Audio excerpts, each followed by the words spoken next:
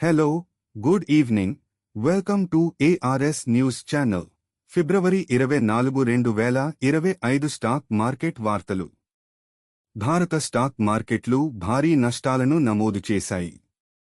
8 నెలల కనిష్ట స్థాయికి చేరుకున్నాయి. సెన్సెక్స్ 857 పాయింట్లు తగ్గింది.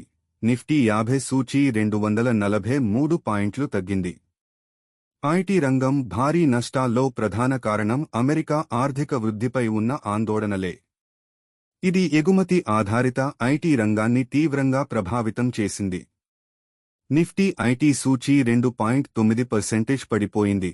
ముఖ్యంగా విప్రో, హెచ్సిఎల్ టెక్, టీసీఎస్ వంటి కంపెనీలు ప్రధాన నష్టాలలో ఉన్నాయి.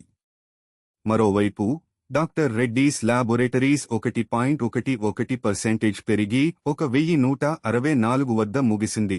లుపిన్, వోక్హార్ట్ లిమిటెడ్ వంటి ఇతర కంపెనీలను మించి పెరుగుదల నమోదు చేసింది.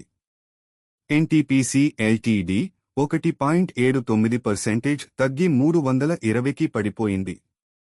State bank of India SBI 0.71% తగ్గి 716 రూపాయలుకి చేరింది. అయినప్పటికీ మార్కెట్ను మించి ప్రదర్శన చూపించింది. మొత్తం మీద గ్లోబల్ ఆర్థిక అనిశ్చితి, ముఖ్యంగా అమెరికా వృద్ధిపై ఉన్న ఆందోళనలు మార్కెట్ సెంటిమెంట్ను ప్రభావితం చేశాయి. దీంతో పెట్టుబడిదారులు జాగ్రత్తగా వ్యవహరిస్తున్నారు. 3600 మంది ఉద్యోగులను తొలగించిన కొన్ని రోజుల తర్వాత టెక్ దిగ్గజం మెటా ఈ సంవత్సరం తన ఎగ్జిక్యూటివ్లకు ఎగ్జిక్యూటివ్ బోనసెస్ 200% మేర పెంచింది.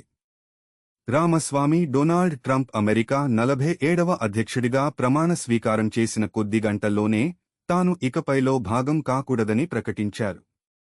ఆ సమయంలో ఆయన ఓహాయో గవర్నర్ పదవికి పోటీ చేసే తన ప్రణాళికలను సూచించారు. Thanks far watching.